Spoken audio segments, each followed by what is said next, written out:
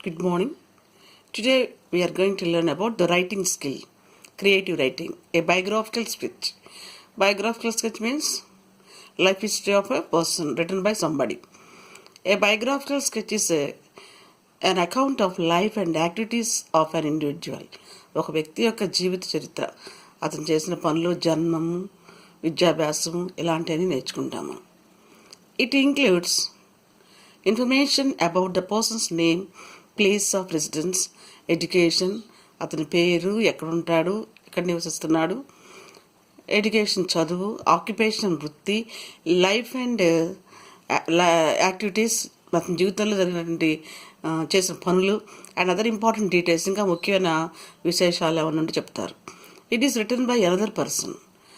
If he writes his own history, it is called as autobiography. If he writes life history or written by somebody, is called as biography.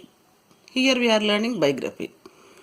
See, if a person writes an account of his or her own life, it is called as autobiography. Auto means స్వయంగా తనే రాసుకోవటం. Give below the table biographical information about Stephen Hawking. Based on the information, write a biological sketch. ఇప్పుడు మిమ్మల్ని ఇక్కడ దీన్ని ఏమంటారంటే profile అంటారు.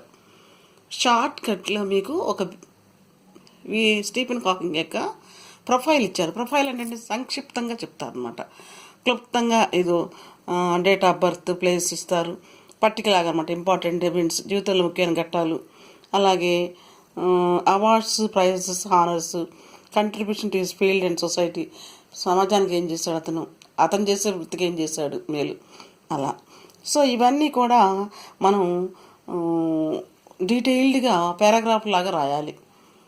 ఇది పర్టికులర్గా ఇచ్చాడు, ప్రొఫైల్ రూపంలో ఇచ్చాడు, మీరు దాన్ని పారాగ్రాఫ్ రూపంలో బయోగ్రఫీ లాగా రాయాలి. అట్లీస్ట్ మనం ఎన్ని పేరాలు చేసుకోవచ్చు అంటే 3 చేసుకోవచ్చు, 4 పేరాలుగా రాయొచ్చు. సో ఎక్కడి నుంచి ఎక్కడి దాకా అనేది మనం పారాగ్రాఫ్ చేసుకోవాలనేది నిర్ణయించుకోవాలి. మరి బాగా తెలిసిన పిల్లలు, బాగా ఇంగ్లీష్ పిల్లలు అయితే బయోగ్రఫీ బాగానే చక్కచక్క చేస్తారు. మరి బయోగ్రఫీ రాయమంటే చాలా వరకు 6th నుంచి 7th వరకు, 8th, 9th, 10th కూడా బయోగ్రఫీకి ఆపాటే వదిలేసే పిల్లలు ఉన్నారు. బయోగ్రఫీని ఎందుకు వదిలేస్తారనేది నాకు అర్థం కాని విషయం. ఇది చాలా తేలికైన పని. మీకు మొదటి నుంచి చెప్తున్నాను నేను, ఇంగ్లీష్ మీడియం పిల్లలు, తెలుగు మీడియం పిల్లలైనా WH క్వశ్చన్స్ వలన మీకు చాలా ఇంప్రూవ్మెంట్ ఉంటుంది.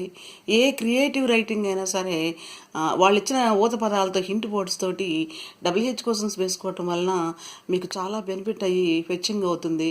ఆ ఆన్సర్స్నే మీరు క్రియేటివ్ రైటింగ్లో పారాగ్రాఫ్స్ రాసుకోవచ్చు అని మీకు చాలాసార్లు చెప్తూనే ఉంటాను నేను క్లాసుల్లో. మీకు ప్రశ్నించడం తెలిస్తే ఆటోమేటిక్గా అసలు ఇచ్చిన బయోగ్రఫీ ఎట్లా అండర్స్టాండ్ అయిపోద్ది అనమాట. సో యాడిక్వేట్ క్వశ్చన్ వేసుకొని దానికి యాడిక్వేట్ ఆన్సర్ వేసుకుని ఆ ఆన్సర్స్ అన్నీ ఒక 4-5 లైన్లు ఓ పేరా రాస్తే మీకు బయోగ్రఫీ పూర్తయినట్టే. సో బయోగ్రఫీలో ఏముంటాయని అంశాలు మీకు తెలిసినాయి కదా. ఇప్పుడు డేట్ ఆఫ్ బర్త్, ఫ్యామిలీ, కుటుంబ ఇన్ఫర్మేషను, అతను ఎడ్యుకేషన్ ఎలా జరిగింది, అతను ఏ వృత్తిలో నైపుణ్యం సంపాదించాడు, మరి ఇంకా అతని జీవితంలో జరిగిన సంఘటనలు కానీ, అతను కానీ ఆమె కానీ, ఎవరో ఆడ కానీ మగ కానీ ఎవరైనా బయోగ్రఫీ. సో ఇప్పుడు మనం ఇక్కడ స్టీఫెన్ హాకింగ్ వివరాలు ఇచ్చాడు చూడండి నాన్న.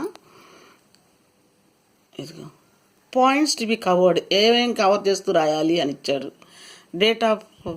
డీటెయిల్స్ ఆఫ్ ద పర్సన్, వ్యక్తిగత వివరాలన్నీ చక్కగా ఇచ్చాడు పాయింట్ వైజ్గా. ఇక్కడ చూడండి, date and place of birth అన్నాడు.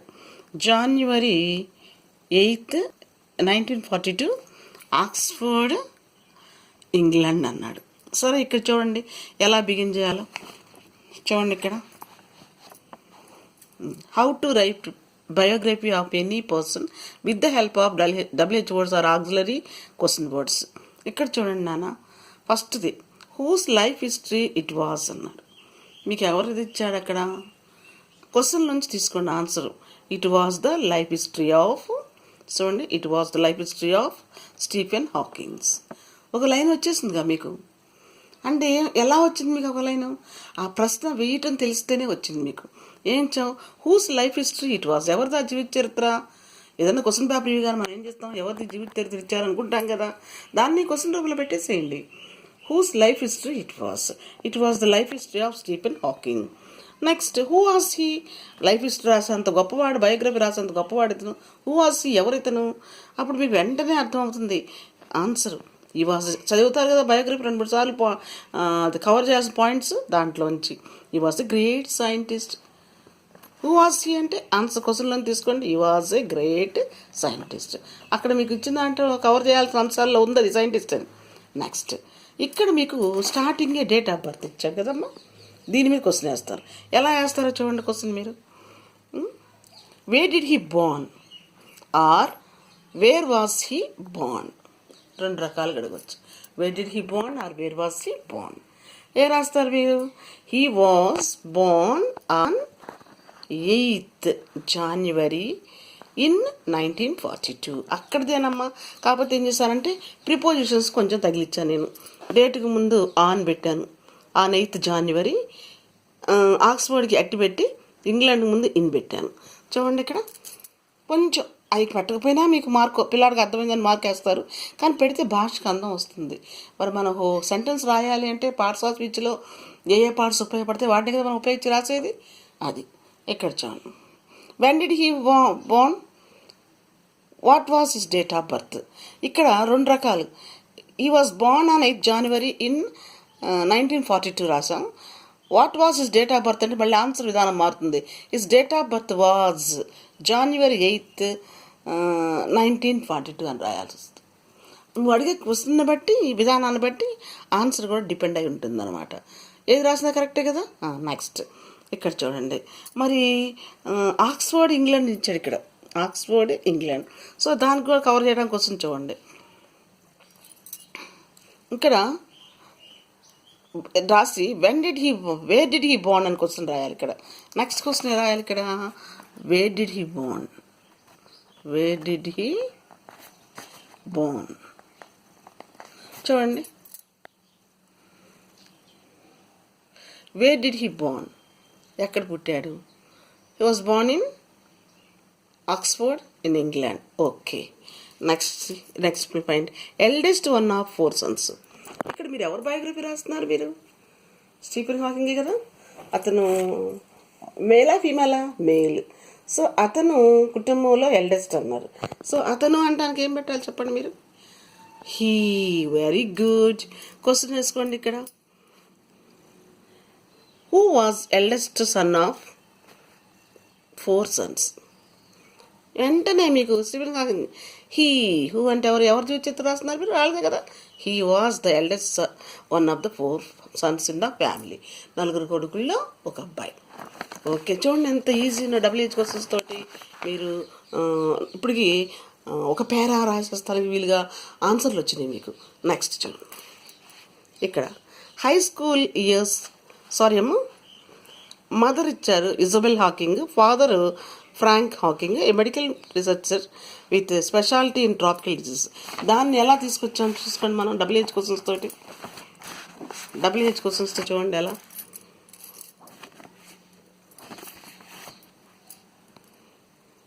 వాట్ వాజ్ హిస్ మదర్, లేదా హూ వాజ్ హిస్ మదర్, లేదా what was the name of his mother. What was his mother, లేదా who was his mother, his mother name, లేదా what was the name of his mother. 3 రకాలుగా అడుక్కోవచ్చు వస్తుంది. ఏం రాశారు? His mother's name was Isabel Hawking. వచ్చేసింది కదా ఒక line మీకు. నెక్స్ట్ వాళ్ళ నాన్నగారి గురించి ఇచ్చారు కదా. వాట్ అబౌట్ హిస్ ఫాదర్, లేదా what was his father.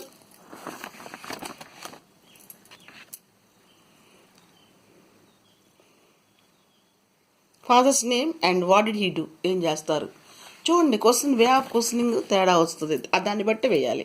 What about his father అని క్వశ్చన్ అడగచ్చు, అతని ఫాదర్ గురించి రాయమని. What was his father's name and what did he do, అతను ఏం చేస్తారు. సో ఇక్కడ చక్కగా మీకు టెక్స్ట్ బుక్లో ఇచ్చారు కదా నాన్న, చక్కగా ఇచ్చాడు. ఏం రాయాలి ఇక్కడ? హిస్ ఫాదర్ నేమ్ వాజ్,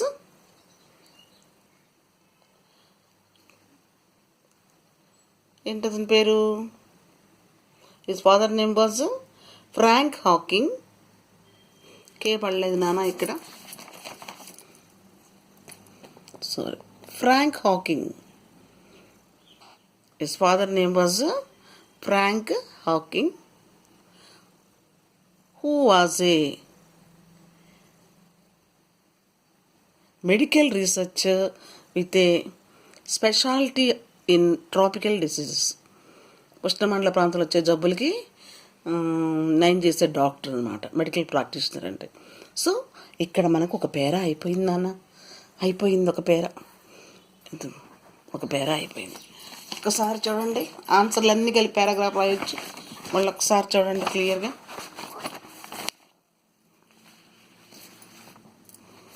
చూడండి ఒకసారి. Whose life history it was life history of Stephen Hawking. Who was he? He was a great scientist. Where did he born? Where was he born? రెండు రకాలుగా అడిగాం మనం. He was born at Oxford in England. When did he born? He was born on 8th January in 1942. దాన్ని what was his date of birth అని కూడా అనొచ్చు. Next 5వ ప్రశ్న. Who was the eldest one of 4 sons? He was the eldest one of the 4 sons in the family. What was his mother's name? Or who was his mother? Or what was the name of his mother? 3 రకాలుగా ప్రశ్న రాసుకోవచ్చు మీరు. His mother's name was Isabel Hawking. What about his father? Or what was his father's name and what did he do? Next, his father's name was Frank Hawking, who was a medical practitioner with speciality in tropical diseases. దీంతో first paragraph పూర్తి చేసుకోవచ్చు మనం. So మొత్తం కలిపి రాయటమే. ఏంటి answers మొత్తం కలిపండి, నేను చెప్తున్నాను. It was the life history of Stephen Hawking's. He was a great scientist. He was Born in Oxford in England.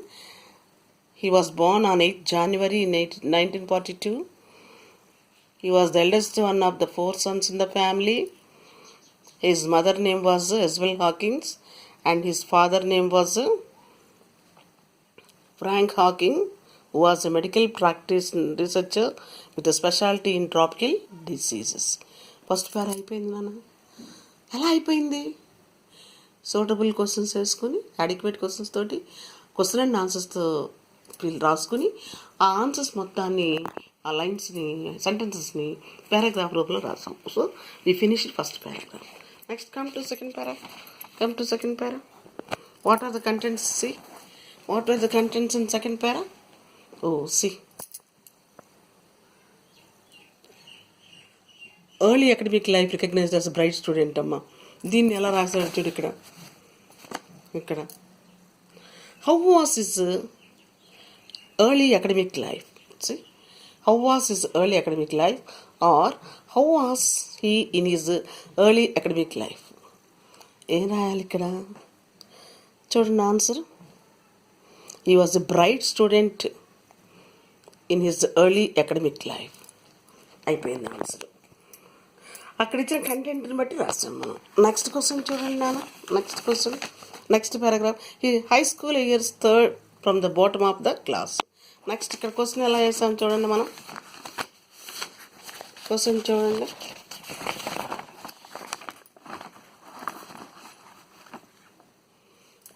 How was he in his high school years?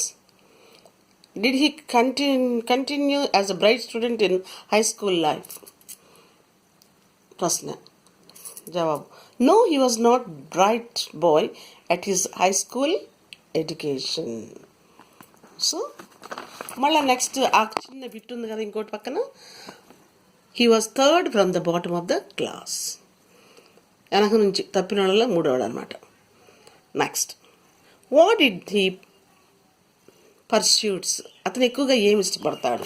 ఇక్కడ ఇచ్చాడు చూడండి. Pursuits outside of school అన్నాడు.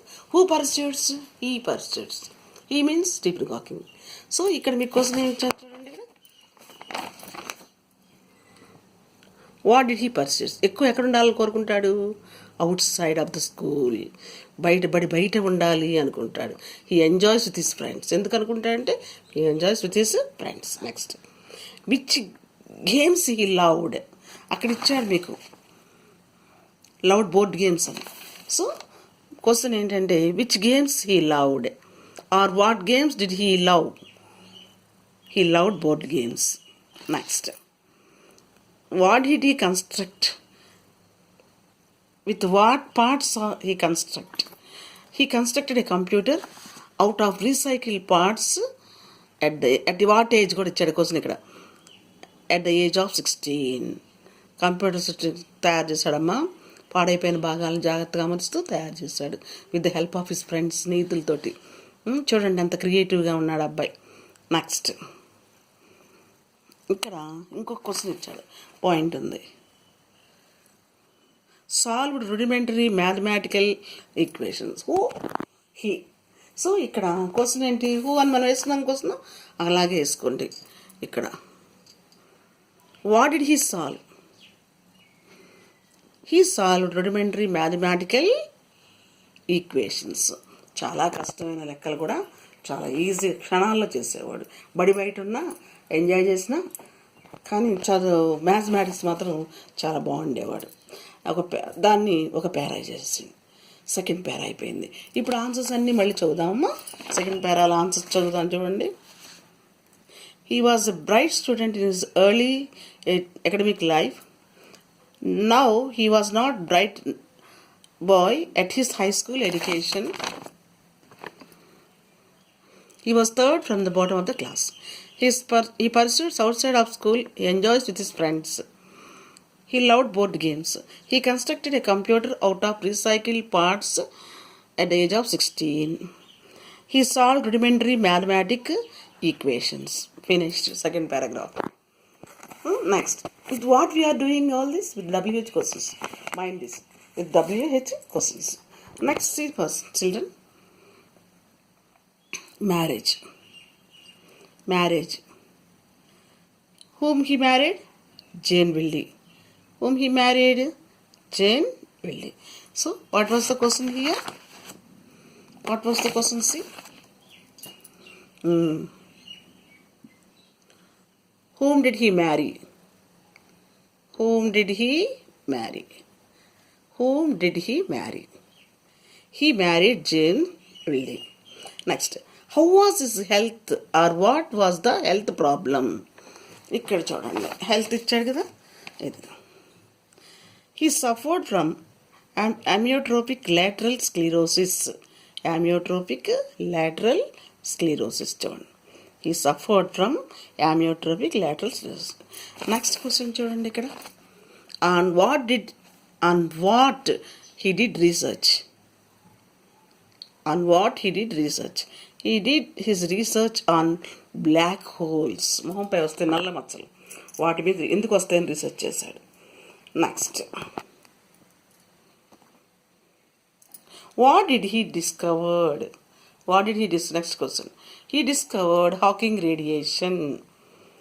Next, what was the honor he received at the age? So okay అమ్మా, ఇది ఒక పేరా, లేదా ఇందాక second పేరాలో కలిపేసుకోవచ్చు. ఇది కూడా మీ ఇష్టం. ఈ మొత్తం కూడా కంప్లీట్గా వేసుకోవచ్చు. అర్థమైందా ఎలా రాయాలి కాంప్రిహెన్షన్ WH క్వశ్చన్స్తో? నెక్స్ట్, అవార్డ్స్, ప్రైజెస్, ఆనర్స్ ఉన్నాయి. అతనికి వచ్చిన అవార్డులు, బహుమతులు, గౌరవాలు ఏమేమి ఉన్నాయో చూద్దాం. ఒకసారి క్వశ్చన్లు వేసుకుంటే వెళ్దాం మనం. సో ఇది ఒక పేరా, థర్డ్ పేరా, లేదా ఇందాక మనం మ్యారేజ్ దగ్గర నుంచి సెకండ్ పేరా జబ్బు అతనిది, అది థర్డ్ పేరా కంటిన్యూ చేస్తే ఇది ఫోర్త్ పేరా అవుతుంది. As you like. అయితే పేరాకి అట్లీస్ట్ 4-5 ఉండేట్టుగా చూసుకోండి. Next, what was the honour he received at what age? ఏ గౌరవం దక్కించుకున్నాడు ఏ వయసులో? Fellow of royal society at the age of 32. He received fellow of the royal society at the age of he received. అంటే royal society నుంచి బహుమతి ఆ పేరు మీద అందుకున్నాడు బహుమతి. నెక్స్ట్, పొందొచ్చండి. What was the name of the award he received? అతను అందుకున్న అవార్డు ఏంటి? అతని సేవలకు గుర్తింపు కలిసిన అవార్డు ఏంటి? He received Albert Einstein award. Scientist ఇతను కూడా Albert Einstein. Theories of relativity అవి కనుక్కున్న ఆయన. సో అతని పేరు మీద బహుమతి ఇస్తున్నారు. హీ రిసీవ్డ్, బహుమతి కాదు ఇది, award. He received Albert Einstein award. Next, what was the prizes received by him? Which year he received? మరి బహుమతులు ఏం పొందారు ఆయన? రివార్డులు పొందారు, అవార్డులు పొందారు, ప్రైజెస్ పొందారు. ఏపది he received Pius 11 gold medal for science from Pope Paul sixth in 1975. Pope Paul నుంచి తీసుకున్నారు gold medal. So awards rewards అయిపోయినాయి. చూడండి ఇక్కడ ఇచ్చారు అవార్డ్స్, ప్రైజెస్, హానర్స్. అవార్డ్స్ గౌరవ మర్యాదలు, బహుమతులు, అతను సేవకు గాను గుర్తింపు అవార్డులు. సో ఈ 3 హీ పెట్టి రాయటమే. హీ రిసీవ్డ్ అని ఏ రాయాలి? He received. 3 ముందు హీ రిసీవ్డ్. హీ రిసీవ్డ్ ఇక్కడ చూడండి, he received fellow of the royal society. అట్లాగే he received Albert Einstein award. He received Pius 11 gold medal. So అక్కడ కేవలం హీ పెడితే సరిపోతుంది. కాదు క్వశ్చన్ ఏంటంటే what award he received, what prizes he received, what were the prizes he received. Next ఇంకో ముందు ఉన్న క్వశ్చన్ ఏంటమ్మా? ఫస్ట్ ఇచ్చింది honours. What honour did he get question. So question and answers తోటి నువ్వు దాన్ని గెయిన్ చేయగలిగావు ఆన్సర్స్ని. నెక్స్ట్ చూడండి, contribution to his field and society. అతను చేసినటువంటి సైంటిఫిక్ ఫీల్డ్లోను సమాజానికి ఏమి ఇచ్చాడు అతను, కాంట్రిబ్యూషన్ తన వంతుగా. నెక్స్ట్ ఇక్కడ చూడండి, what did he contribute in his field and society question. లేదా ఇక్కడ క్వశ్చన్ చూడండి, టెక్స్ట్ ఇక్కడ నేను రాసింది. What was his contribution to his field and society? He contributed the advance of science and research. Advance of science and research. He contributed. Okay, children. ఇంకా అప్పుడు చనిపోలేదు text book వచ్చినప్పుడు, కానీ చనిపోయారు లాస్ట్ ఇయర్ ఆయన. సో ఆ year కూడా mention చేయొచ్చు మీరు వీలైతే. డెత్ అంటే బర్త్ దగ్గర నుంచి డెత్ దాకా జరిగిన అంశాలన్నింటినీ వివరించి చెప్పడాన్ని బయోగ్రఫీ అంటారు. ఈ బయోగ్రఫీని మీరు వదిలేయకండి, చాలా ఈజీ, చాలా చాలా ఈజీ. ఇంకా షార్ట్కట్లో ఈ WH క్వశ్చన్స్ కాకుండా ఇంకా మీకు తేలిగ్గా చెప్పాలంటే చెప్తాను, ఒకసారి గుర్తుపెట్టుకోండి. ఇంకా డెడ్ తేలిగ్గా చూడండి. ఎవరు హిస్టరీ? Stephen Hawking. మగవాళ్ళ కాబట్టి ఇక్కడ ఒక్కసారి హీ అని రాసుకోండి. ఇక్కడ అంటే ఎప్పుడైనా హీ అని పెట్టాలి. అతని యొక్క అంటానికి హిజ్ అని పెట్టాలి. అతని యొక్క అని పెట్టడానికి ఏం పెట్టాలి? హిజ్. అతను అని రాయడానికి హీ పెడతాం. సో ఈ 2 పాయింట్స్ బాగా గుర్తుపెట్టుకుని ఎట్లా రాయాలో చూడండి. ఈ WH క్వశ్చన్స్ కూడా తీసేయండి, ఎలా రాయాలో చూడండి. ఇక్కడ ఇచ్చింది స్టీఫెన్ హాకింగ్ తెలుసు కదా మనకి. It was the life history of Stephen Hawking. Next ఇక్కడ అతని యొక్క డేట్ ఆఫ్ బర్త్ అంటామా, అతని డేట్ ఆఫ్ బర్త్ అంటామా? అతను జనవరి 8ని పుట్టాడు అంటే హీ వాజ్ బోర్న్ అని. అతని యొక్క అంటే his date of birth and place of birth was, his date and place of birth was. ఇక్కడ January 8th పర్వాలేదు, కానీ 8 ముందుకు తెస్తే కనుక ఆన్ పెట్టాల్సి వస్తుంది. ఇవన్నీ మీకు ఎందుకు, ఇక్కడ రాయండి హిజ్ అనేది పెట్టండి. ఇక్కడ his date and place of birth పెట్టి వర్బ్ మర్చిపోవద్దు. ఇక్కడ ప్రతి వాక్యానికి క్రియ ఉండాలి కదా. వాజ్ పెట్టండి, singular was, past tense verb. His date place of birth was January 8th. ఇయర్కి ముందు ఇన్ పెట్టొచ్చు మీరు. In 1942 in Oxford in England. ఈ ఆక్స్ఫర్డ్ పెద్ద పట్టణం కాబట్టి నేను చెప్పాను. కొన్ని టెక్స్ట్ బుక్లో గైడ్లో మీకు ఇచ్చాడు. Okay, next information about his family కదా. కాబట్టి ఇక్కడ 2 రకాలు రాయొచ్చు మీరు. ఇక్కడ మీకు హీ కానీ హిస్ కానీ కదా. అతను అంటానికి హీ, మళ్ళీ వర్బ్ పెట్టాలి. ఇక్కడ వర్బ్ ఏం పెట్టాలి? Was. He was the eldest one of 4 sons. వాక్యం అయిపోయింది. నెక్స్ట్ అతని అమ్మ, అతని యొక్క అమ్మ his mother was. Who was his mother అని క్వశ్చన్ వేస్తున్నాం. His mother was a civil health. ఇక్కడ అంతే సేమ్. His father was. ఈ వర్బ్ మెయింటెనెన్స్ మాత్రం ఖచ్చితంగా ఉండాలి. అందుకే WH క్వశ్చన్స్ చేసుకుంటే వర్బ్ వచ్చేస్తుంది. మీరు ఎట్లా రాయాలి అంటే సొంతగా ఎనాలిసిస్ చేస్తూ రాయాలంటే మీరు వర్బ్ మాత్రం మర్చిపోకూడదు. ఈ కంటెంట్కి ఇక్కడ ఇచ్చిన మొత్తం ఈ రెండింటికి మధ్య ఈ ప్రొఫైల్లో వచ్చినటువంటి కవర్ చేయాల్సిన అంశానికి కవర్ చేస్తూ రాసే అంశాలకి మధ్యలో వర్బ్ మర్చిపోకూడదు మీరు, అది గుర్తుపెట్టుకోండి. హిస్ ఫాదర్ వాజ్ అని పెట్టాలి. నెక్స్ట్ ఇక్కడ చూడండి అమ్మా, important events in life where అని పెట్టచ్చు. వెర్ అంటే చాలా ఉన్నాయి కదా ఈవెంట్స్, అందుకని వెర్. వర్బ్ ఇక్కడ ఏంటి? Were. The important events in life were. చూడు early academic life recognised as a bright student. Whose మళ్ళీ ఇక్కడ చూడండి, his early academic life was పెట్టాలి. వర్బ్ లేకుండా రాయటానికి లేదు. ప్రియకి వర్బ్ కంపల్సరీగా జాయిన్ చేయాల్సిందే. సెంటెన్స్లో వర్బ్ ఖచ్చితంగా జాయిన్ చేయాలి. నెక్స్ట్ చూడండి,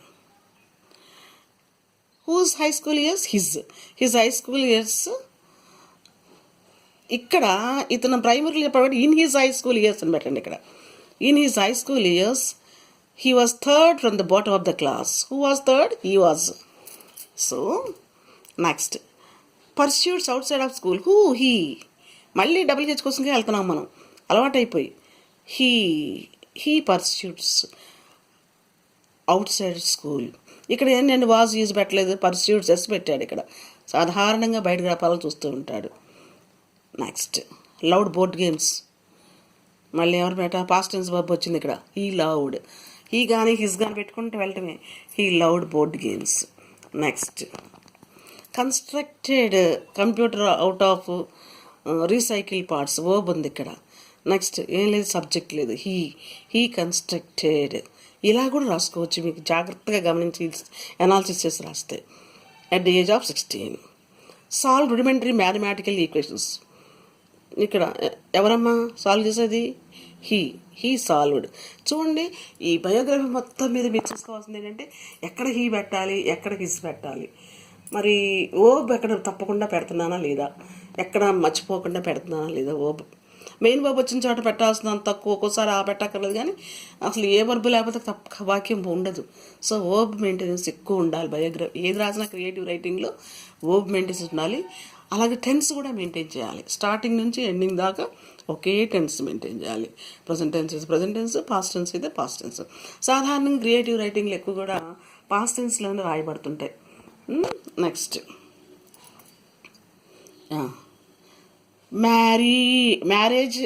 మ్యారీడ్ ఇతనే ఇచ్చేసాడు. మ్యారీడ్ జేన్ బిల్డ్. మళ్ళీ ఎవరమ్మా అతను పెళ్లి చేసుకున్నాడు. సో అతని health. He suffered from amyotrophic lateral sclerosis. Next, research on black holes. ఇక్కడ వెర్బ్ లేదు, ఓబ్ లేదు మనకి, అందుకని ఓ ప్లస్ సబ్జెక్ట్ రెండు ఉండాలి. He did research on black holes. Discovery Hawking radiation. So ఇక్కడ కూడా సబ్జెక్ట్ లేదు, అలాగే టెన్స్ లేదు ఇక్కడ. He discovered Hawking radiation. చూడండి, జాగ్రత్తగా చూడండి. వాక్యము ఎస్విఓ ప్యాటర్న్లో ఉంటుంది. ఏ ప్యాటర్న్లో ఉంటుంది? ఎస్విఓ అంటే ఏంటి? Subject, verb, object. వర్బ్ లేకుండా ఉండదు, సబ్జెక్ట్ లేకుండా ఉండదు వాక్యం. జాగ్రత్తగా గమనించండి. Next, fellow of the royal society at the age of 32. He.